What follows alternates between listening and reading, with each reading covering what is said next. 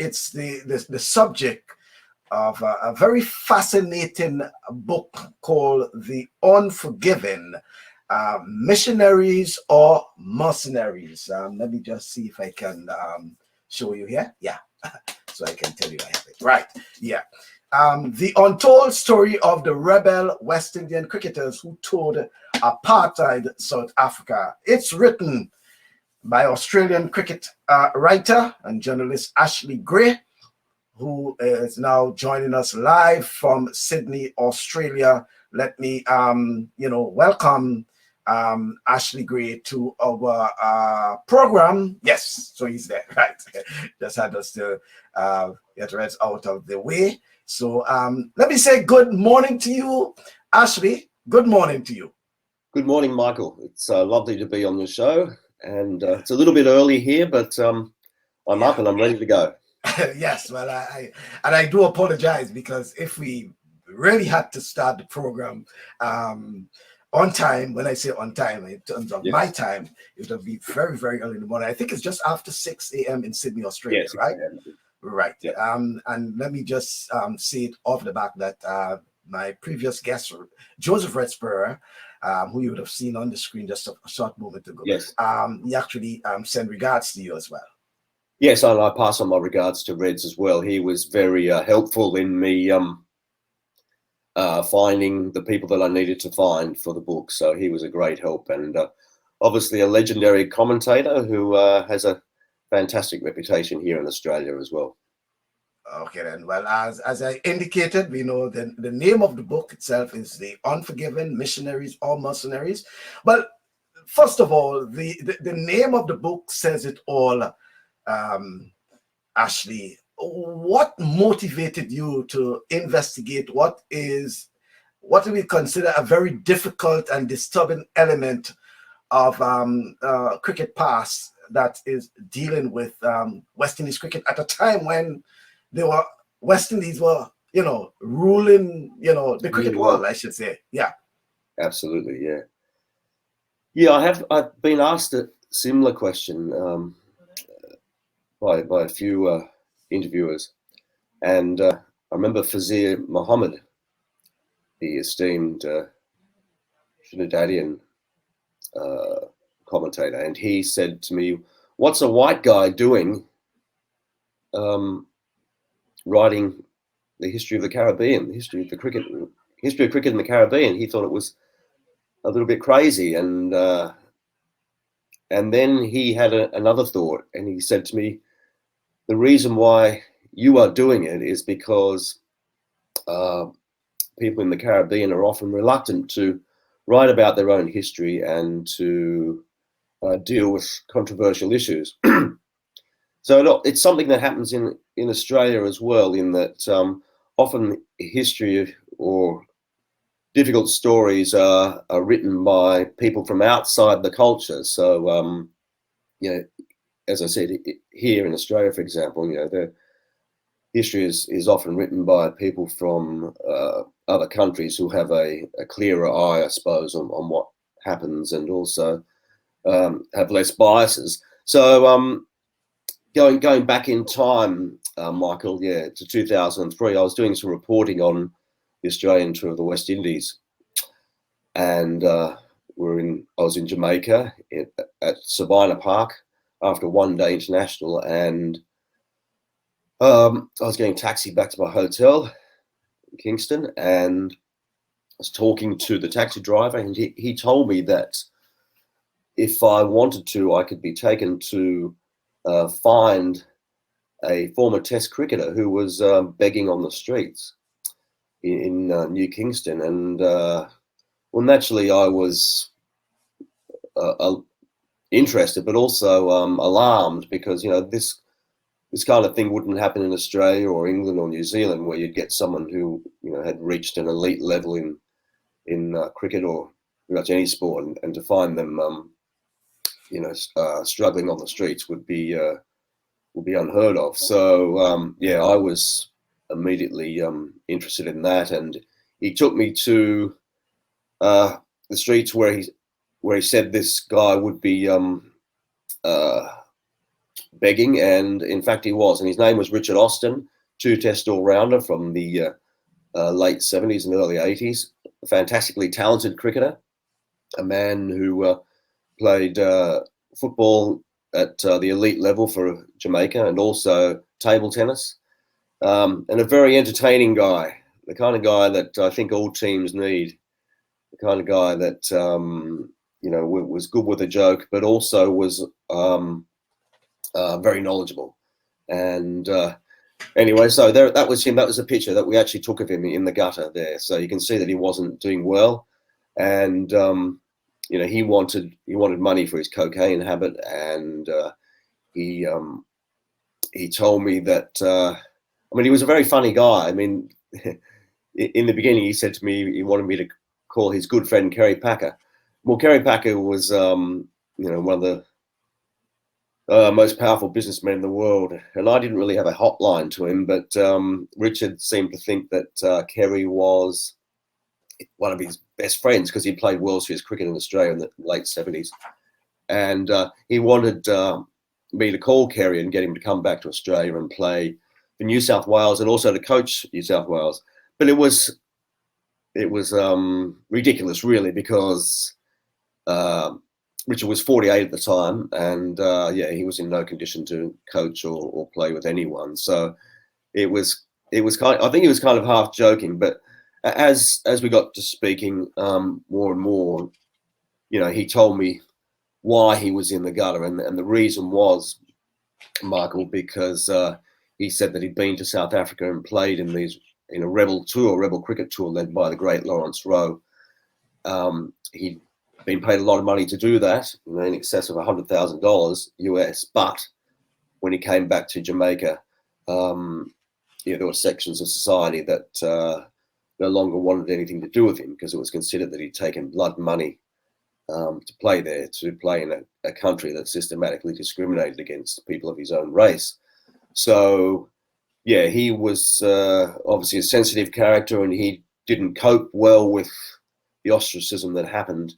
He was banned from playing Test cricket and banned from playing even club cricket. So this had a negative effect on him, and he went into a downward spiral. And in 2003, in late May, that's where I found him on the streets there. So it was a sad story. I wrote it up for a story that went in the Sydney Morning Herald here. And I knew in the back of my mind that there must have been a bigger story, that there are other guys that were also affected by what happened back in South Africa in the early 80s on these rebel tours. And I looked everywhere, and there wasn't much written or said about them at all. And I felt like it was my duty to tell these guys history and to bring them in from the margins of society and perhaps help them find some redemption. And as I said, just tell their story. So that's how it kind of came about, Michael. So in a way, it was 17 years in gestation, but the actual hardcore writing and getting published and all the rest was only probably about 2.5 years right at the end, 2017 onwards. But it will seem rather strange, Ashley, that a group of cricketers of all places from the Caribbean during the 80s will leave the Caribbean, head to an apartheid system, oppressive apartheid system in South Africa. Whose idea it was to get these players, to entice these players into taking up these offers rather in South Africa? Yes, well, obviously South Africa had been ostracized itself. It was a pariah nation because of apartheid, and certainly in relation to Commonwealth countries, which are the cricketing countries, there was an agreement called the Glen Agreement, which forbade contact with South Africa on a sporting level. So the rebels were essentially breaking this contract, or this agreement, to go and play there in defiance of their governments. But the reason why they South Africa wanted them there, as I said, was that they were ostracised and they wanted the engagement with other cricketing nations to keep the game alive in South Africa and to give the fans there something to look forward to and something to keep them interested in the game. So the idea that they could have the West Indies playing there, the West Indies who were, as we said before, the greatest side on earth at that point in time, was going to be a remarkable coup to have them play there. And Ali Bakr, one of the SACU board members, in cahoots with Joe Pomensky, who was president of the SACU, well, they together went about trying to lure West Indian players for a rebel trip to South Africa. Already England had been the previous year, and also Sri Lanka, and those tours were and the England tour certainly had a lot of anticipation, but most of the guys in that were very much over the hill, except for, say, Graham Gooch, and so they got smashed by South Africa and Sri Lanka as well. But I think the South African public were very eager to see the West Indies because they knew that their star-studded South African side would finally get some real competition.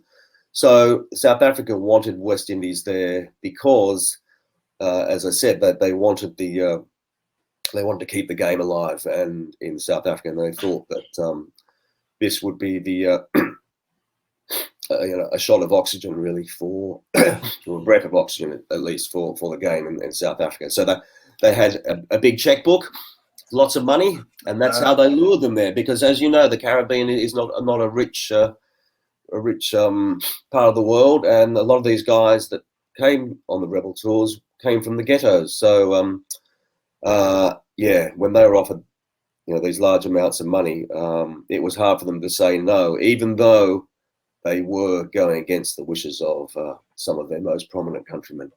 But do you also, I mean, in speaking to those guys and for what you would have investigated, it was a sort of form of international validation for South African cricket, seen as, sports for itself. They were in the wilderness for some period of time due to the apartheid system.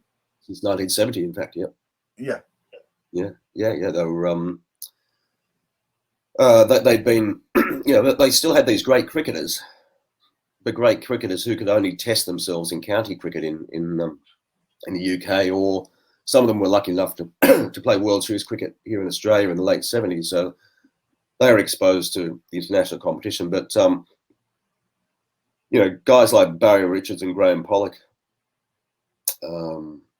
Garth LaRue, Kirsten, Clive Rice, these were legends of the game. And they were probably, in some cases, drawing towards the end of their careers as well. And they wanted to test themselves against the very best. So that added extra spice to these encounters, Michael, because in South Africa, certainly amongst the white population, there was a feeling that the South Africans, despite the fact that they were alienated and sort of blackballed and weren't able to play against international opposition, that they were still the best. So this was going to be a real challenge that in the end was the tours were fantastic cricket encounters, some fantastic cricket played, but the thing you have to remember is that the publicity for it was over the top. It was cover to cover in the newspapers, on TV. The crowds were, the grounds were brimming with spectators. But as I write in the book, it was mainly white spectators. Mm-hmm. Did they try to get the likes of the Clive Lloyd, Viv Richards, Holding? I mean, what was if they did? Why some said yes and some said no? Yes. Well, they did try to get Holding, Lloyd, Richards, Haynes, Marshall. In fact, Haynes and Marshall were so close to going on the tours, Michael, that the tickets had been. They were playing sub-district cricket in Melbourne here in Australia, and Ali Bakr had actually sent their tickets to a travel agency near where they lived in Melbourne at the time, or boarded. And that's how close they were to going. That the tickets were there, and David Murray tells me, the great wicketkeeper, tells me that he was meant to meet them in Perth en route to South Africa. Because as far as he knew, they were going too, and he was from Barbados as well. So he was good friends with them. So that gives you an idea of how close some of these legends were. But they were offered, like Joel Garner told me, he was offered $350,000 US, which would have set him up for life, but would also have tarnished his image as a legend of the game. Well, at least that's what he told me. So holding Laurence Rowe, the great Laurence Rowe, he told me that he spoke to Michael Holding, and in Lawrence's words, Michael said that he didn't want to go because of his contract with Tasmania at the time. He was playing in the Sheffield Shield here in Australia. But Lawrence says that he didn't mention anything about apartheid. But later in the press, Michael came out and said that he wouldn't go because he wouldn't like to have anything to do with apartheid, and it was an abomination, and that these other guys, these other rebels, these West Indian guys, had betrayed their race, and they would wear chains if they were offered enough money. So there was a lot of heat there because Holding and Lawrence were great friends. They owned a sports shop in Kingston together. So already friendships were being destroyed on the back of these rebel tours. Vivian Richards was less negative about his former teammates. He could understand why they went, but at the same time, there was no way he was going. And Clive Lloyd also was very hostile towards the rebels at that point in time. But there's an interesting quote in the book, Michael, and I'll just read it out now. It's from Roland Butcher, the first black man to play for England, and he was also asked to go on Mike Gatting's 1989 rebel side to South Africa. This is for England, and he said that there was a problem with guys like Holding, Lloyd, and Richards playing the moral policeman because, as I write, he says, this is quoting him. He said they were scathing about the rebels, but the question would be, had they been in a similar position to the others, would they be so scathing? They were coming from a privileged background. They were already members of the side. Most of the rebels themselves were fringe players or guys who were coming to the end of their careers. And he says, if Holding, Lloyd, and Richards had been in the same situation as these guys and taken the same stance, that would have been fantastic. But you will never know. So, it's difficult and controversial issue, and it's very hard to take sides because there are so many arguments either way, and all of them seem to have some merit. Was it a situation, Ashley, where these guys you spoke to, they wanted to tell their stories? Because for what I know, it's probably this book is probably the only of its kind that would have documented in totality the entire situation with these guys. When you spoke to them, was it a situation where they wanted to tell their stories? Look, some of them did, but with a lot of guys, there was obviously a reluctance and also, I suppose, a suspicion, because here I am, this white guy in Sydney, many thousands of miles from the Caribbean, what's my interest in this story, you know, and I had to try to convince them that, you know, I was the real deal and that I was telling their story in order for them to take their rightful place in history.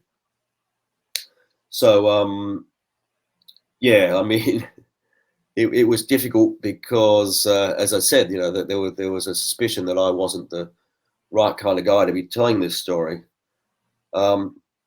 But also, you know, a lot of them didn't want to stir up controversy again. They felt, you know, in the case of, for example, Alvin Greenwich or the Barbadian opening batsman, or even Colin Croft, you know, they didn't want to tell me anything because I think in some cases they felt that stirring up controversy would jeopardize their jobs.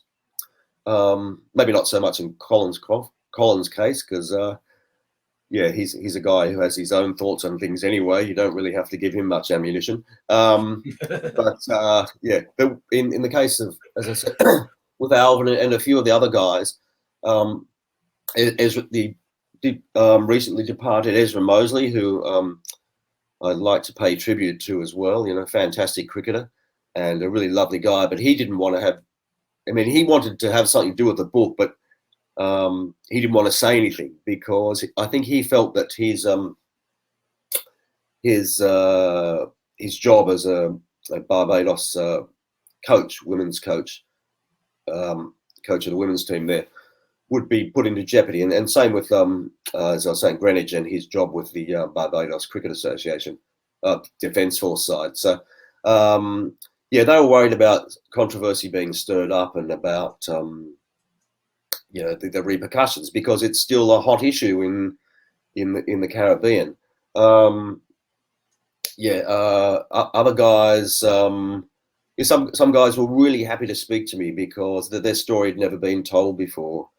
For example, you know, the fast bowler Ray Winter, who had never really had much written about him at all, and is not really that well known outside the Caribbean.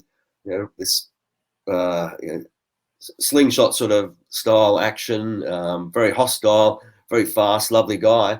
But yeah, he was one of the guys who went on the Rebel tours, and yeah, so he was keen to tell his story. And you know, Herbert Chang, another of the Rebels, a guy who played against India in 1979, a Test match there.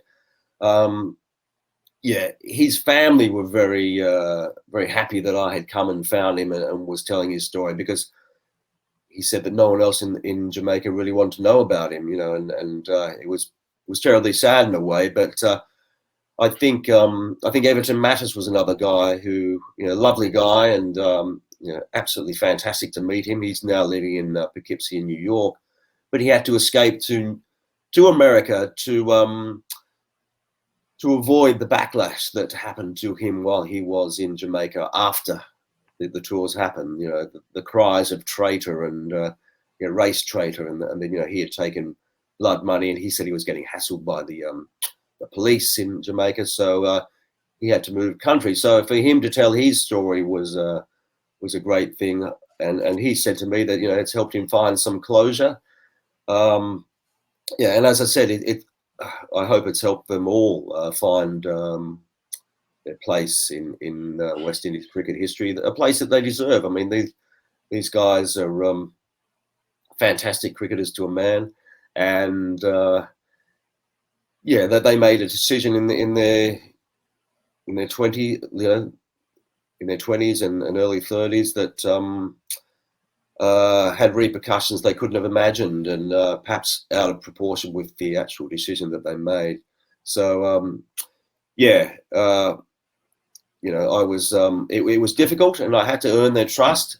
And I'll tell you one thing, Michael, that actually worked in my favour was Facebook, of all things, because I was able to post pictures of myself, for example, with the great Laurence Rowe when I met him in Miami. Fort Lauderdale.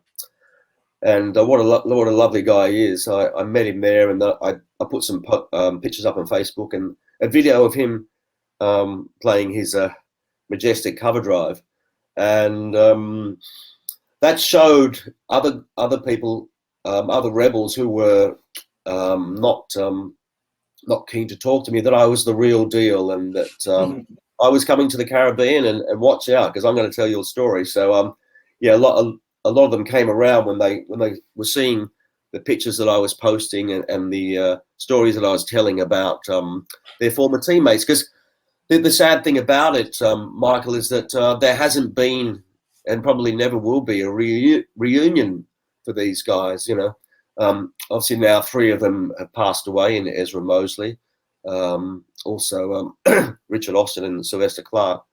So there are 17 of them left, but there has been no real reason for them to get back together, and you know, and obviously there's distance between them now, because some live in the Caribbean, some live in America, some live in the UK. So yeah, the impetus for them to get back together and maybe discuss old times and give each other support really isn't there. So yeah, I think by bringing the book out and having their stories told, that kind of unifies them in a way as well. It makes them feel as though they were part of something, and that they did make their contribution to history. Mm-hmm. And I wanted you to comment on this photo in particular, yes. And because when I read the book, you know, I encourage you know, fans, you can get a copy of the book wherever you are. You can Google it, and you can find it at your favorite books store, you know, Amazon, whatever it is, you know. But this one in particular, and I think that was in Barbados. In fact, it's David Murray and Collis King, right? Yep. You know, it was an interesting piece you wrote about meeting these 2 gentlemen, and you know, the sort of encounter you had with them. Just briefly, you know, share with us how it was. What was the encounter like? Yeah, sure. Yeah. As you can see from the photo, there was a lot of rum consumed that night. Right. Yes. As I think there probably is most times when Collis is out and about. He's a really fun, gregarious character, and he just lived around the corner from where we were, which was Mike's Bar, which is opposite the National Stadium in sort of north of Bridgetown there in Barbados. But yeah, he and David met me that night. I had met David a couple of times before while I was in Barbados, and we'd been out together, and you know, he told me his story, and then of course there were, when he was in South Africa, he impressed the judges of the cricket judges, the commentators, so much there that yeah, they'd never seen anyone who'd kept so sweetly. You know, they said it was as if his gloves were made of silk, because he was just so so fantastic behind the stumps. You know, but his life had also spiraled out of control when he'd gone back to Barbados because of his involvement in the tours, in the rebel tours, and he had, you know, experienced being called a traitor and being put under pressure by a lot of people in the Caribbean. In Barbados after he went on the rebel tours, and as he will say to you or anyone, you know, he got into drugs in a big way and started dealing, and yeah, he now lives a very minimalistic lifestyle, and yeah, he's a lovely guy, but yes, when he gets on the rum, you know, things can get out of control, you know, as they did a little bit that night. Yeah, so that's David. Meanwhile, Collis is always on the front foot, and when he's not on the front foot, he's on the back foot, and he's still going for it. You know, he's a great character, and a guy who played the game with a great zest and enthusiasm, and he was loved by everyone in South Africa because you know, he brought, you know, this sort of what they called sort of calypso magic back then, and he brought a style of game to South Africa they'd never seen before. So he was loved and feted by the boys and the girls after the game, who would come up to him and queue for a long time for his autograph and all the rest. So we met up at this bar in just out of Bridgetown, and it was an interesting night, and Collis especially was, as I said, on the front foot, and he was telling me, in no uncertain terms, that the people who disapproved of the tours, of the rebel tours, had in most cases never been to South Africa. They certainly hadn't been on the tours, so they didn't really know what happened there. And he said that the going on the rebel tours of South Africa helped to open up white eyes to what black people could do, because prior to this, most white people in South Africa had only ever seen black people in South Africa as their subordinates, as like gardeners or miners or maids. But here were these fantastic black athletes, and they were beating, not only taking on the best of the cream of South African cricket, but beating them as well. So he was making that point, but he was also giving it to the guys, his former teammates, who didn't approve of the tours. Yes, he certainly gave Clive Lloyd and Michael Holding a bit of a serve, and he doesn't regret that at all. He says that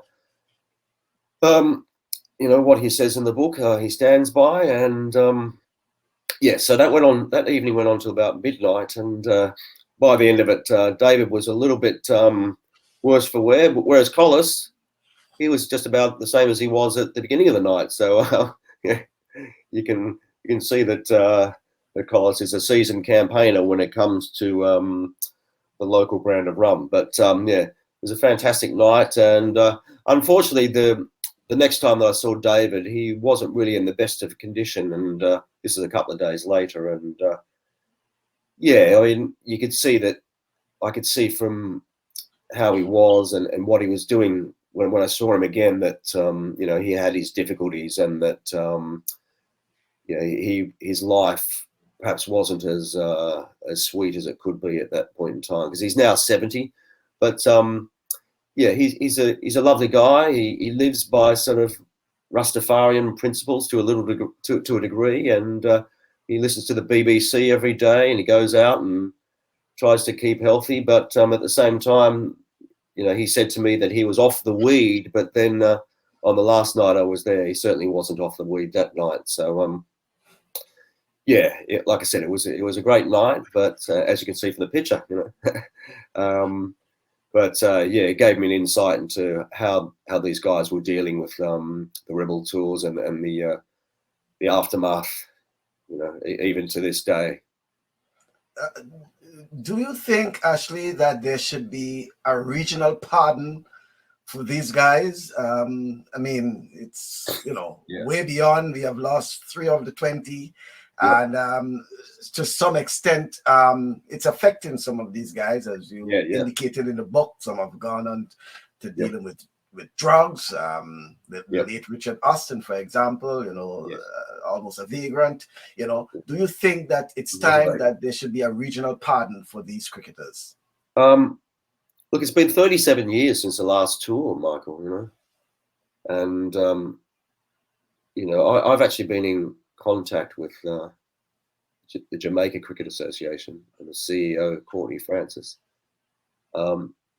This was big through Leonard Chambers, the revered Jamaica coach and former Shield player. And we were talking, and we thought, especially in the case of someone like Herbert Chang, that they could be welcomed back by the JCA, for example, and perhaps invited to Sabina Park games and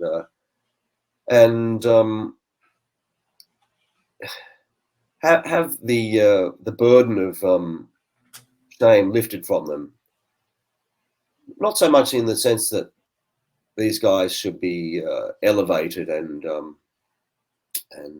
given some kind of honour because they went to South Africa, but just merely that so much time has passed, and that these are our fellow human beings, and they deserve some sort of respect.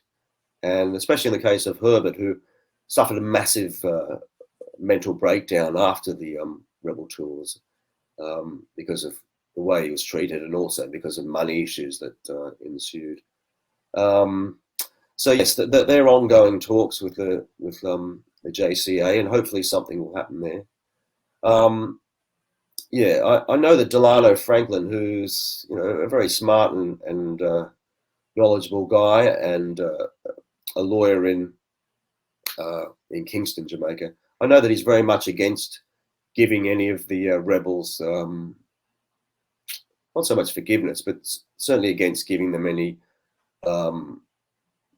credit or giving them any sense in which they did something right. He doesn't want to sanction what they did, but I think even Frank Delano would say that we should at least treat these guys with the respect they deserve. And I know that in Barbados a few years ago, it was mooted by a minister of government there that the players, the rebels, should be forgiven, but nothing more has come from that.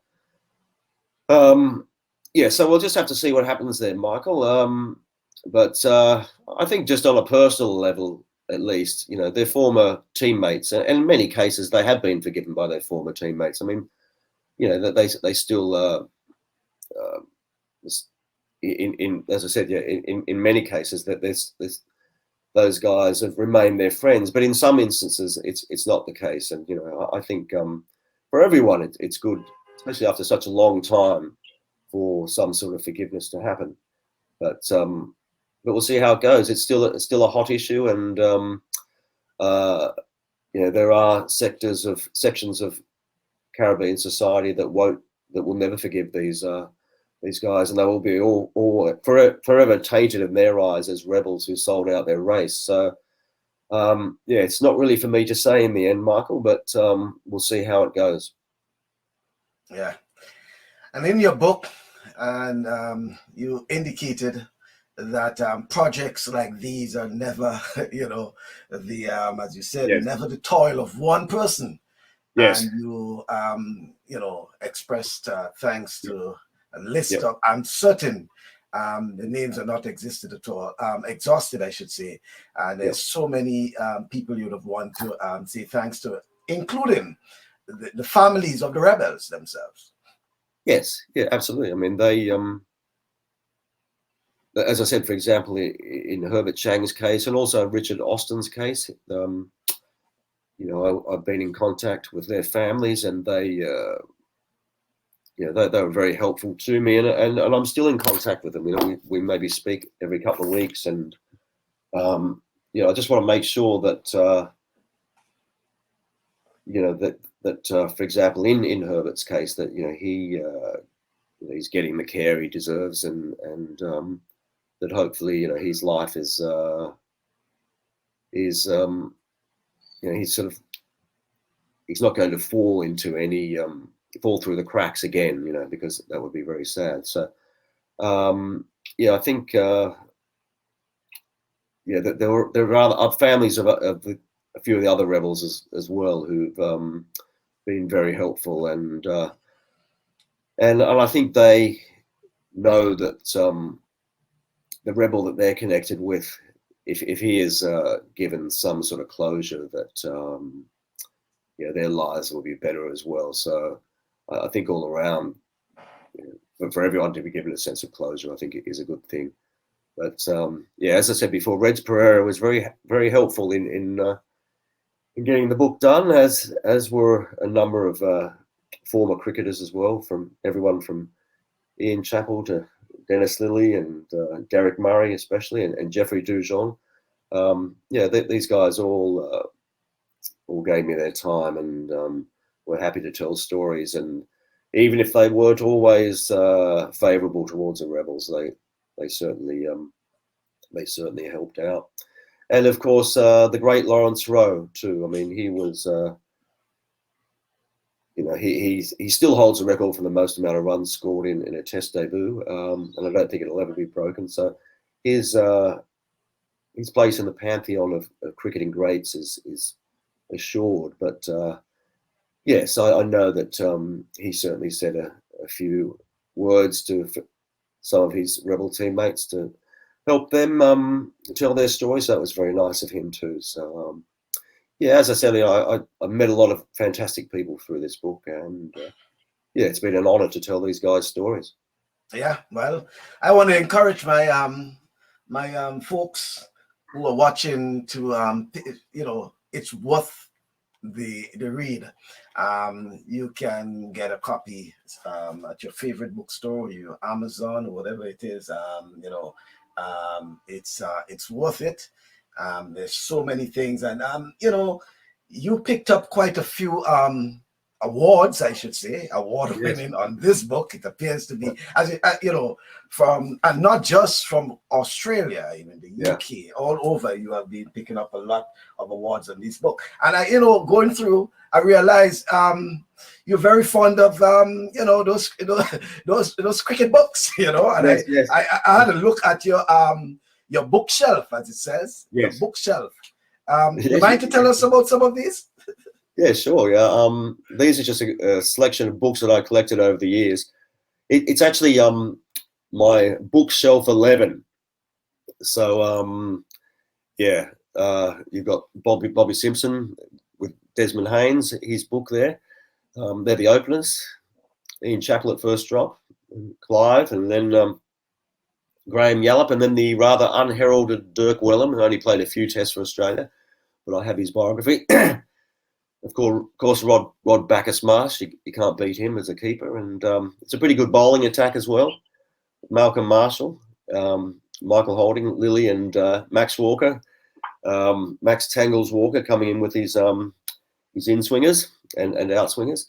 But yeah, these are just it was actually a challenge on Twitter that I got involved in, where you were posting your your bookshelf 11. So these were just a few of the books I found in my my bookshelf. I also had a good biography from Tony Gregg and a few others that I could have put in that 11. But anyway, that's what it is. But some great reading there, and the good thing about cricket literature, I think, Michael, is that it's written at a higher level than most other sports, and there's a sense in which there's an artistic goal, maybe not always in these biographies, but there's a higher goal being aimed for, which is great, and that's why cricket literature is so revered throughout the world and throughout the world of sport, which is fantastic. Okay, indeed, and probably our final bit of pieces. That's the rebel cricketers, right? Yep, that's them. Yep, in their glory. Yep. You've got Richard Austin on the left, very tall guy, as you can see. Then you've got Alvin Greenidge and Ray Winter, and you've got who's after that? Ezra Mosley, then Ali Bakar, then a couple of South African officials, then Joe Pomensky's the white guy in the end there, then little Herbert Chang. And then the very tall and elegant Everton Mattis. Then the fantastic Barbados all-rounder, Franklin Stevenson. Some say the best all-rounder never to play for the West Indies, and a really fantastic guy who does not mince words at all. He'll tell you exactly what you think and more. Then, of course, in the seated, we've got Sylvester Clark, who tore apart the best South African batsman.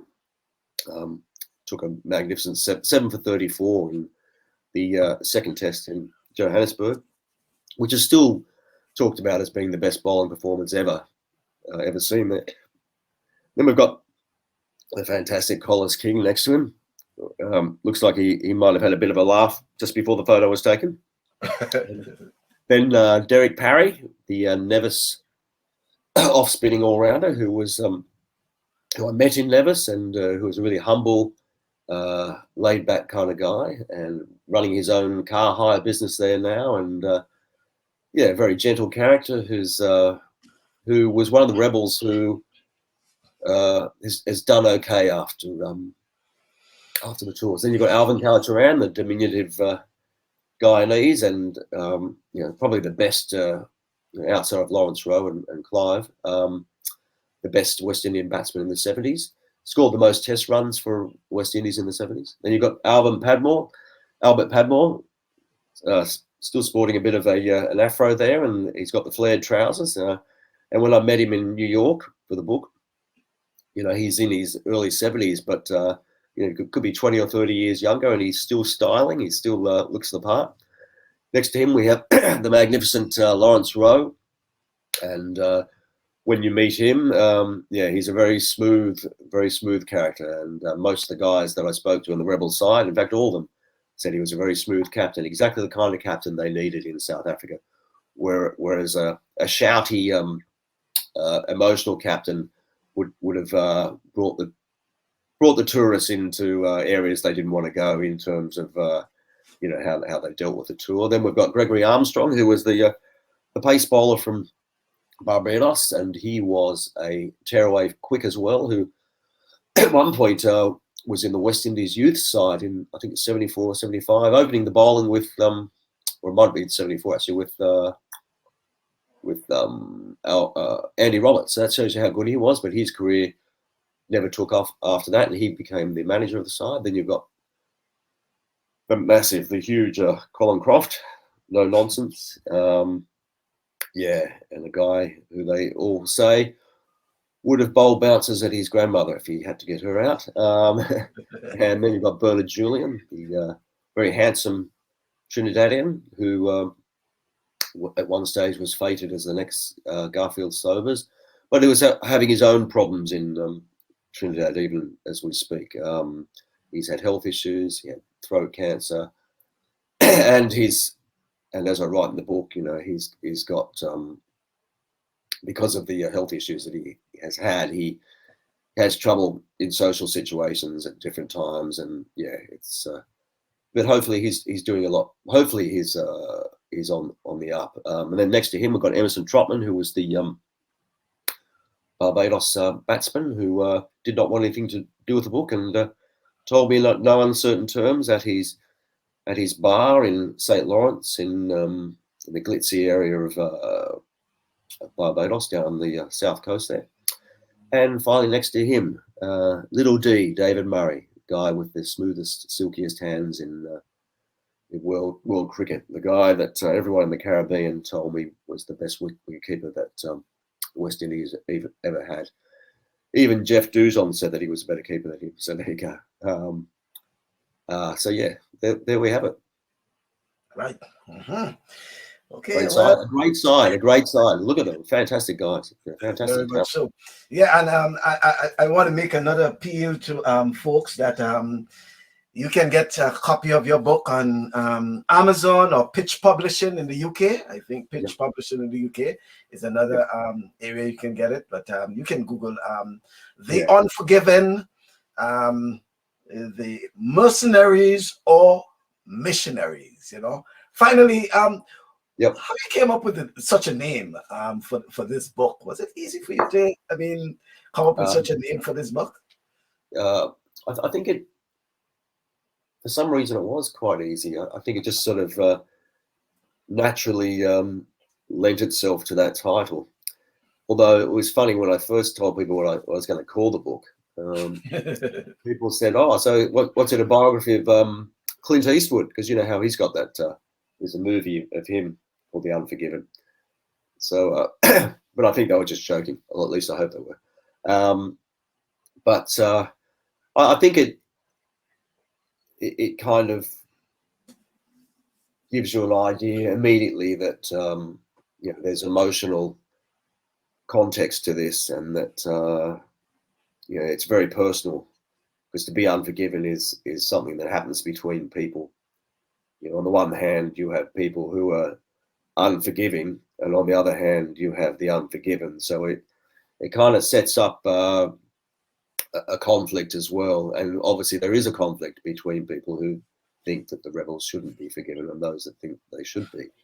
And then, of course, under that, the tagline or the subhead is Mercenaries or Missionaries. So that just gave you or gave readers the insight into whether these guys were going to South Africa as just to take the money to go there and play, or whether they're going there to help liberate white minds and improve black consciousness in South Africa. So a lot of people think they did, a lot of people think they didn't. So yes, it just gives, I suppose, potential buyers an idea of the conflicts and of the age-old dilemmas, principle versus money, and whether you take the money or whether you stick by your principles, or whether in fact that's not the issue at all, whether in fact it is that, as I said before, that these guys were going to South Africa as missionaries, and that they were in effect trying to help out their black brothers, but also help the white guys, the white population of South Africa,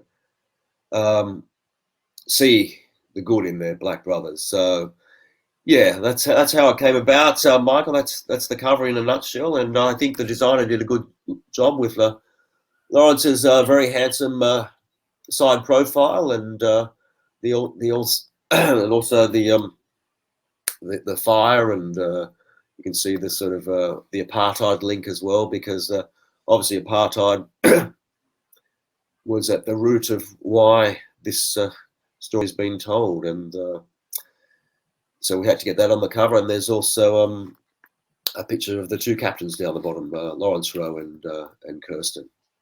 So yeah, that's how we came up with the idea. All right, well said. I want to thank you very much for being part of the program. I appreciate your involvement. Having to have you up so early on Sunday morning in Australia, but I thank you for sharing your insights into your book. Again, folks, you can pick up a copy of the book, The Unforgiven, Mercenaries or Missionaries, as he indicated. Yes, and I can put my own here too. The Untold Stories of the Rebel West Indian Cricketers Who Told Apartheid South Africa. Amazon.com, or you can also check out most bookshops will have it. Most books Google it and you'll get it. Yeah. Pitch Publishing if you're in the UK, and there's also a Facebook page, The Unforgiven. Yes. On the Facebook page, I'm regularly posting pictures and videos and others, and the awards the awards for the book. Numerous awards for the book, but it's worth it, I can tell you. And just before, there's one comment that came in. Someone wanted, Mackenzie was saying, Roy Mackenzie said, great job. That's one in New York. He's saying great job on the book. And then there's one from Canada who's asking, why was they called the rebels? Yeah. Sure. Okay. Yeah. Well, they're called rebels because they went against what their governments were saying at the time. These are the guys who went to South Africa to play for the West Indies on the side led by Laurence Rowe. So this is what the press called them at the time. They called them rebels, and I think also the English guys who went to South Africa, they were called rebels too. So it was a name that was attached to any of these cricket sides who were lured to South Africa and were paid lots of money to go there. And because they were in many instances going against the wishes of their government, that's why they were called rebels. And certainly in Jamaica, I know that Michael Manley, the former Jamaican Prime Minister, tried to convince Laurence Rowe not to go because he felt that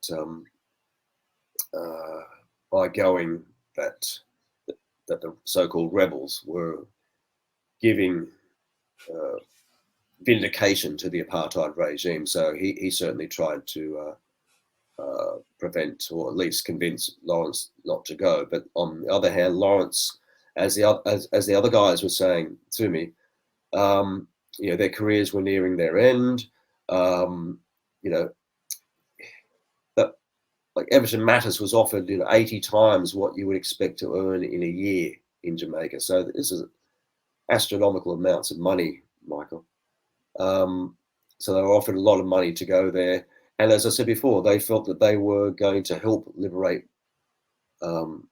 people in South Africa by playing great cricket against a white side and beating them and showing what black people could do. So you had these various strains of competing thought that were coming together, and this was what was creating the tension. And so that's why they ended up. We ended up with the story we've got, Michael, really, because it's in many ways there are so many different sporting and intellectual currents and political currents running through the rebel story that it made it difficult to tell in a way, because it was hard to keep focus because you've got all these competing viewpoints that you have to try to get into a cohesive story, and that was difficult, but hopefully in the end I made it happen. Yeah, but in contrast, Yep. you would say the West Indians were called rebels. What's about the others from England and Australia who went off to South Africa? Yeah. Was it because of the stance taken by the Caribbean at that time? It was more accepted, probably for the English and the Australians. Yeah, we'll see. Obviously, it came down. I mean, this is how basic it is in the end. It came down to the color of their skin. The fact that the West Indian side were mostly black players coming from the Caribbean, that they were going to a country where apartheid was being practiced. And so people of their own racial heritage were being oppressed. So for them to go there added an extra element that wasn't present when the white sides, like the Australian side or the English side, went to South Africa. So it made it a lot harder for some people in the Caribbean, to deal with what these West Indies rebels did.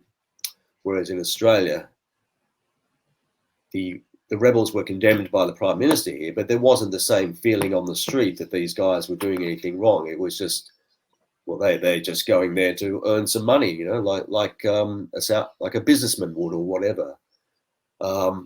So what you've got on as well is the English side and the Australian side. They come back. They only suffer 3-year test bans, whereas the West Indian guys are banned for life. Only suffer 3-year test bans. Then after that, a guy like Graham Gooch comes back and becomes one of the greatest English batsmen ever. Geoffrey Boycott is given a knighthood. And the Australian side that came back, Trevor Holmes is, I think he's still chairman of the national selectors here in Australia. Terry Alderman came back and bowled on the 89 Ashes tour of England, took a heap of wickets. So the treatment of the white sides versus the treatment of the predominantly black side was different on so many levels, and shows the racial inequalities that underpinned the very ideas of the tours and the world as it was then and as it is now to some degree. So you've got I know that Laurence was very upset like that in 1986 or I think it was 86 the England tour, the West Indies. Then you had Gooch, possibly Emery, and a few others who were on that tour, and just 3 years previous to that they had been playing in South Africa, whereas at the same time the West Indian guys who'd been to South Africa a couple of years before well, they weren't allowed to represent that West Indies side. They were banned for life. So the double standards in the treatment of the various rebel sides based on race is another sad indictment of the times and also the way that people treat each other. Okay, thank you very much. I want to thank you once again. No worries, Michael. Ashley, for that. Yes, I appreciate that, even though we went a little extra, but I thought it was very important and very interesting discussion. And once again, an appeal. You can get a copy of your book, The Untold, Unforgiven, sorry. The Unforgiven, Missionaries or Mercenaries, the untold stories of the rebel West Indian cricketers who toured the apartheid South Africa. I want to thank you, Ashley, and for being part of the program, and I wish you all the best. Thank you very much. Thank you. Have a great night, Michael, and I will start my day now. And, okay then. Thank you very much. Okay then. Good on you. Thanks, right. and yeah, thank you to all your listeners as well. I appreciate the feedback. You're welcome. And feel free to send me a message on Facebook or on Twitter. It's hashtag ASHG66, ASHG66. Because I love the feedback, and also there are ongoing developments with the rebels. So let's keep the conversation going. Okay, thanks. Appreciate it. Thank you very much. Okay.